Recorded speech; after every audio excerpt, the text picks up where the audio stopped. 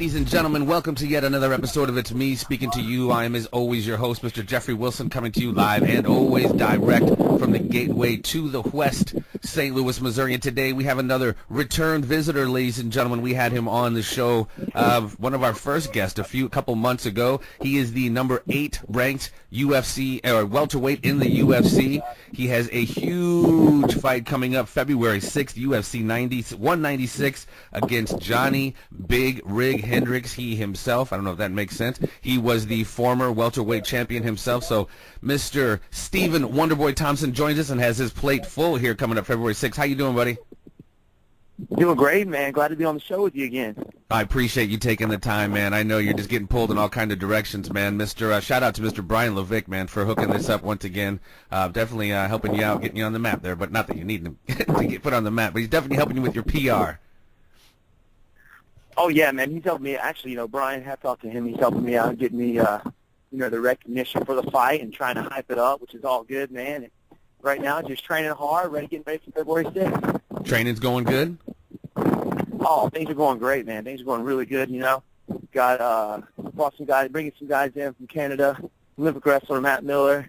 We got, wrestling coach, jiu-jitsu coach Carlos Machado. So we're training every day, man, trying to, get focused. And this is definitely the biggest fight of my career so far. So, keep staying positive and training hard. Absolutely, man. I've been tossing you positive mojo, bro, for a happy, healthy training camp and obviously successful victory on the 6th. Before we jump into that too much, my man, there's been so much news in the UFC lately, as we all know. Some of it you're kind of intimately associated with, as you are training partners with former champion Chris Weidman. What are some of your thoughts, man? Starting with the big Ronda Rousey loss. What are your thoughts on that big upset Holly Holm pulled off? I'm losing you there, man. Can you hear me? Yeah, absolutely. Okay. All right. Say that again. I'm sorry. No, that's quite all right, man. There's just been a lot of big events going on, big news in the UFC lately. Obviously, some huge title changes have occurred. Some of which you're involved with, knowing and training with Chris Weidman, now the former middleweight champion. But starting with the Ronda Rousey upset and the Holly Holm victory, what are your thoughts on Holly Holm pulling that off? Man, I thought it was amazing. You know what? I called the head kick, to be honest with you. I knew Holly Holm is definitely the biggest fight of her life. She's a champion. In boxing, she's a world champion in kickboxing, so she's been there. Right. She kept her cool, stayed focused. Ended up just keeping her at the end of her kicks and punches and kind of frustrating Ronda Rousey, to be honest with you, and you could tell it. Ronda Rousey chasing her down. She ended up running into the left hand, and then the kick follows up behind it, man. There was a knockout. I think it's great. She's definitely a true champion. She's, sure. It's hats off to her, man, and she holds it up very well. Well, and just like you, sir, I mean, she's coming from yours more kickboxing, but she's a very established, obviously, boxer and kickboxer. So, obviously, you have a love, obviously, and an affinity for a fellow karate person. It's something that I've seen lately, and it's something I've heard you discuss, and I guess we can discuss it in multiple different aspects. Your fight with Hendricks as well as Holly Holm, with like you said, with keeping people at the end of your strikes and stuff, it creates a certain kind of distance management, which you guys are absolutely geniuses at. And I think anytime you have like a really established karate person like you or a Holly, I think everybody has a really hard time kind of cracking that wall and getting past that. What are your thoughts on not just hers, but I guess your the utilization of distance management? Even like a Conor McGregor does it very well. Oh yeah, man, you could see it perfectly during the Conor McGregor fight. His in and out movement actually made Jose Aldo actually move forward. His in and out, because if you watch it, Conor McGregor was at a distance to where Jose Aldo felt uncomfortable. He knew he couldn't hit him there. So he had to cover that distance, and him knowing not know how to cover that distance very well left him open, and which is perfect. I did the same thing against Ellenberger, faking like I was coming in, and then backing up, luring him in, and then countering off of whatever he was throwing at me. Yeah. So I think that's the next stage of fighters. From the beginning of the UFC, you had guys who were doing jiu-jitsu. Mm-hmm. Then you had the strikers dominating, and then you had the wrestlers dominating, and now everybody is pretty much very well rounded. So the next stage is that distance management, knowing how to cover that distance very well.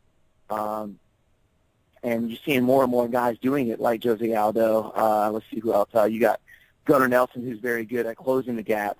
Obviously, Lyoto Machida. So kind of that karate background is definitely helping out, and you're seeing it more and more in the UFC, which definitely puts a smile on my face. Right. No, absolutely, and it's cool to see because, I mean, like I said before, I mean, you guys, it's really kind of a unteachable thing. I mean, I guess you learn over time, but how you guys put strikes together, it really is kind of sitting back watching like a Da Vinci paint the freaking Sistine Chapel type thing. I mean, really something to behold, and it's just, you just don't see it all the time, and it's really cool when it does come down the pike. Another big title change was the, obviously, your boy, Chris Weidman and Luke Rockhold, who is now the new middleweight champion. That didn't necessarily go the way a lot of people thought it was going to go. I was really kind of shocked as to, and Chris is a champion and is obviously going to come back as a beast. I mean, he's still obviously a beast. But I was kind of shocked as to the relative domination of the champ by Rockhold. What are your thoughts on that, on Chris's performance? And do you think it really hinged on that spinning wheel kick? Because everybody says if he hadn't done that, makes that really kind of opened up that ground and pound that initiated kind of the beginning of the end there. What are your thoughts on his performance? And Chris? Yeah, man, obviously, I'm disappointed in his loss. And, he just wasn't the same that night. And sometimes you got good nights and, sometimes you got bad nights. And that definitely wasn't his night, And I talked to him a few days after the fight, because usually after a loss like that, you just kind of want to be by yourself with family. So sure. I waited a little bit, and he didn't feel the same. There was just something eerie about it. He said he had felt. He just didn't feel his body was on point. He didn't feel as body aware as he normally is. Mm-hmm. And you know what? I felt the same way against Matt Brown. It's just a weird vibe. And they were both pretty gassed. I mean, coming into the third round, and like you said, whenever he threw that spin wheel kick, it definitely took a little bit of wind out of his sails when that had happened. He was gassed, and I don't know if that had to do with, the no IVs or, changing up the weight cut or, I really don't know. So I haven't actually had to talk to him in detail about how he felt. What do you think things went wrong? But it was very difficult to watch. Yeah, I mean, it was. I mean, and like I said, hats off to Luke, though, because, I mean, he definitely did what he had to do. But it is interesting. He was dealing with, I forget what he said, some type of staph infection that he had been on antibiotics. So it sounds like neither of them were necessarily at 100%. Yeah. But I definitely think, I mean, I don't know, sometimes you gotta lose, I think, you know what I mean? Because it's like only when you can kind of have you tasted. I'm not a fighter. I'm just saying this from like outside looking in. Believe me, it seems like throughout history though, it's like when you taste that defeat, are you like, man, do you really go back? And it tests you. You know what I mean? It's like you go back to the drawing board and oftentimes come back a lot stronger. Oh, definitely, man. I learned so much after my loss with Matt Brown, and knowing Chris as competitive as he is. Yeah, the 2 days after the fight, and I talked to him, he's got a fire in him right now that his family has never seen before. I mean, he's fired up. Of course, obviously, he learned a lot from that fight, but I fear for the guy that he fights next. I'm going to feel really bad for him. He's just going back to the drawing board. He's healing up now. And you know what? Sometimes, like you said, I learned so much from that fight. Now, at the time, I was undefeated. Chris was undefeated as well. You don't have that pressure of trying to keep that streak going anymore. You've lost, yes, but now you can just go out there and fight. You don't have to worry about it. It's like a huge weight off of your shoulders, and that definitely helps. After that and going into your next fight. Yeah, I mean, oftentimes, and like I said, I think I see this, and I don't know Ronda Rousey, and I'm not trying to, psychoanalyze her, but it seems also oftentimes when you are so concentrated on that streak, you begin to kind of attach yourself too much and kind of define, I have to stay undefeated. So when it does happen, it just makes the suffering that much more deep, when in fact, you're not defined by your loss. You know what I mean? It's really about, coming back after adversity or even being defeated. So I'll be anxious to see how Chris comes back, and even like how Ronda comes back from these from obviously this seemingly setback. But oftentimes, what does it say?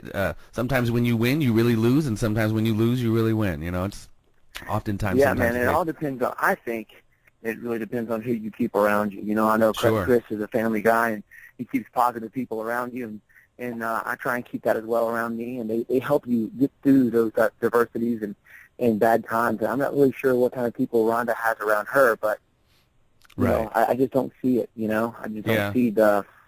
I feel her feeling the loss a little too much.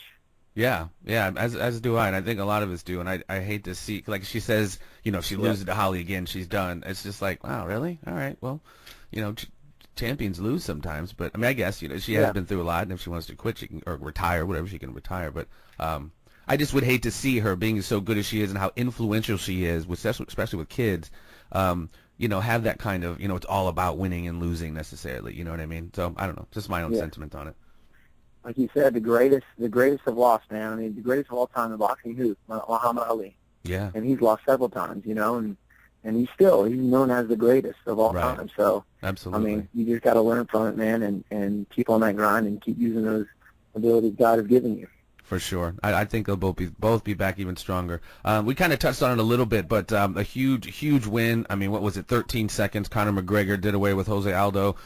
Speculation again, even Joe Rogan, supposedly microphone was hot when he was saying like how Jose just looked different, just looked a lot drawn out and just didn't look like the same fighter at all. But Conor, like you said, just fought like really a perfect fight and like lured him in perfectly. What do you think of now the reign of McGregor? Man, I mean, he is Muhammad Ali of MMA right now. He's bringing it up to a new level. Not just in the fight game, but business-wise as well. Yeah. But you know, he's a gamer, man, and he definitely is a businessman. So he's making it work, and hopefully, you know, him taking up to that next level will bring everybody up with him. You know. Yeah. We can only hope. But yeah, he's definitely, as we spoke about in the last episode, which people can go check out. Obviously, it's me speaking to you about the kind of how he's done such a great job marketing himself, kind of WWE style, cutting promos and really talking up his dollars. Which, you know, like you said before, not everybody's necessarily the best at. You know what I mean? Or, you know, as talented with that kind of gift of gab. But, you know. Man, I mean, that, you know, for me, I'm just not that kind of guy. You know, for me to actually start trying to do that now, people would just be like, all right, dude, just sit down, man. Right. You know? They know who I am. You know, if I came in the game in the beginning doing that, it would be different. But that's just not who I am. And you know, it is what it is. And you know, he's very good at it, very talented at it. He's definitely got to get the gab, and he's very smart with his words. It's working for him. Well, to your credit, my friend, I just had on Shamrock Fighting Championship CEO Jesse Finney yesterday. And apparently apparently his dad and your dad go back, and you guys have known each other for a little while. But yeah, he pretty much said like what a lot of people said and echoed the same sentiments, that, you know, that MMA and UFC needs more cats like Stephen Wonderboy Thompson, just as far as how you carry yourself in and outside of the cage. So that's definitely something to your credit, my friend. Well, thanks, man. And that's something I actually see in Holly Holmes as well. You know, she just holds that champion, I think, so much better than Ronda did in the way she carries herself, in which when people look at her, that's what they want their girls to be like, you know? Mm-hmm. And I think that's what the UFC needs, man, and I think it's awesome. Very good positive influence on everybody. Absolutely. And I mean, honestly, me personally, just from a huge professional wrestling kind of background, there needs to be, I think, that happy medium between the two, a group of heels and a nice group of baby faces, if you will, you know, while the heels still remaining respectful and, you know, not pushing it too far, but, you know, giving a little bit of a Conor McGregor effect, because it definitely makes the fights more interesting. It makes the build-up more interesting and makes the fights more interesting. So, and again, that's just my opinion. I agree. Well, and so moving on to, while you kind of spoke on it briefly, February 6th, UFC 196. This is most definitely, man, your toughest challenge to date. Johny, Bigg Rigg, Hendricks. I was a little shocked. I was under the impression that he wasn't able to or being allowed to fight at welterweight anymore, but he's apparently on a new page with a new nutritionist, etc. So it sounds like making the weight won't be an issue. What do you, without, you know, spilling the beans on your game plan or, you know, completely repeating everything you said already, but what are your thoughts on what are you expecting from Johny? It sounds like he's switched camps. What are you expecting from this fight, other than complete domination and victory? Well, you know, I do expect him to come out very hard, aggressive, trying to get the takedown. throwing that mean left hand that he has. So my goal is to really work on my takedown defense, and I expect him to take me down. Just working on getting back up to my feet where I feel more comfortable, which is my striking game, and staying away from that left hand, man, keeping him at the end of my kicks and punches, and hopefully he'll run into something. But I expect to see the best Johnny Hendricks. He did hire a new strength and conditioning coach, and a nutritionist, and I think he's going to be on point, man. Most definitely, Johnny Hendricks will definitely be on point. And as I said, you definitely have your plate full, sir. But I know you are more than up to the task. Like I said, I am sending you positive mojo, brother, for a happy and very healthy training camp and a fight, and definitely a happy and healthy New Year 2016, my friend. Thanks a lot, brother. I appreciate it, man. And thanks again for coming on, man. That has been Stephen Wonderboy Thompson, number 8, ranked welterweight in the world. He has a big fight February 6th, UFC 196. Stay tuned, folks. We will have more. It's me speaking to you. Thanks again, Stephen. Thanks a lot, my friend. Hope we can do it again, brother. Absolutely. Happy New Year and take care. You too. Bye-bye. Thank you for listening to It's Me Speaking to You. Please spread the word and subscribe to the YouTube channel, and stay tuned for more conversations with a variety of guests on a variety of subjects.